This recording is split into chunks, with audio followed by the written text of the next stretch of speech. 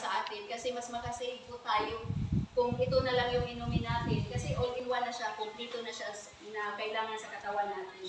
So imagine the 5 powerful raw vegetables, inumin mo na lang. Hindi na kailangan kainin. Pero importante pa din, kumain tayo ng gulay, ha? Dahil alam naman natin ang gulay pampahaba ng buhay. Yes? Okay, so nilalagay yan na sa baso para mainom natin. Sino dito ang nakatikim na ng First Vita Plus? Nakainom na? Sino dito? Sige na, para pwedeng painumin natin. Sarang. Ha? Gusto mo ba uminom ng First Vita Plus? Sige. Masarap? Oo, di ba? Napakasarap ni First Vita Plus. So, ang goal kasi ngayon, di ba?